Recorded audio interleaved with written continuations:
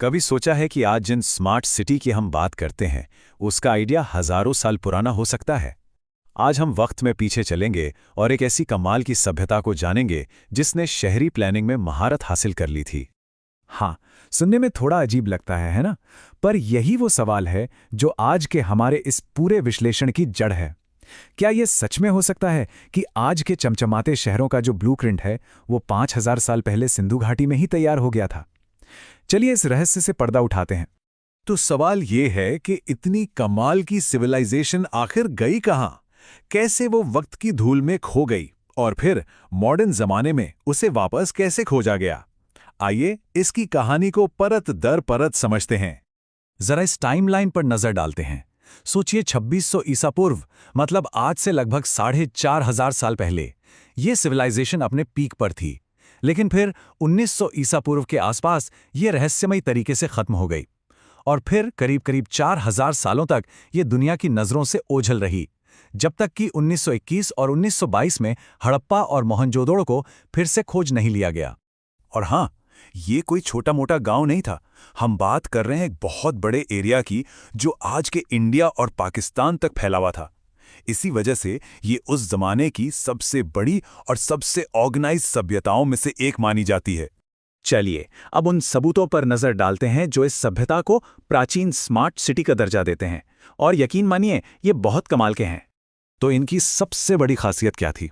वो थी इनकी सिटी प्लानिंग, जो ग्रिड सिस्टम पर बेस्ड थी। मतलब आज के मॉडर्न शहरों की तरह सड़कें एक दूसरे को एकदम 90 डिग्री पर बिल्कुल सीधे काटती थी। उस जमाने के हिसाब से ये एक रेवोल्यूशनरी आइडिया था, एकदम कमाल का।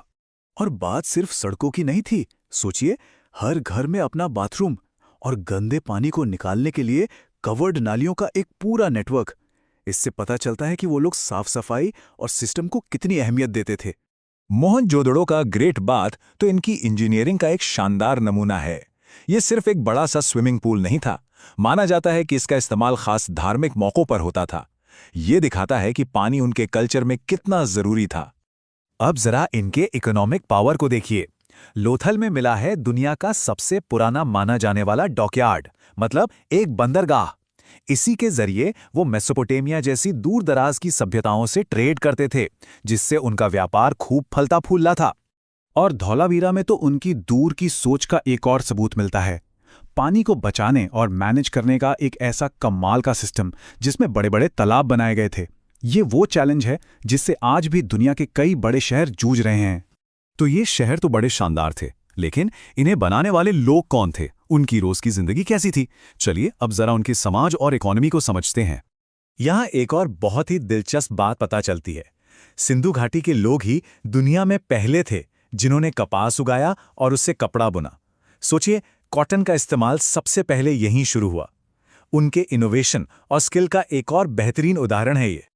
उनकी इकोनॉमी काफी मजबूत थी और बहुत ऑर्गेनाइज्ड भी।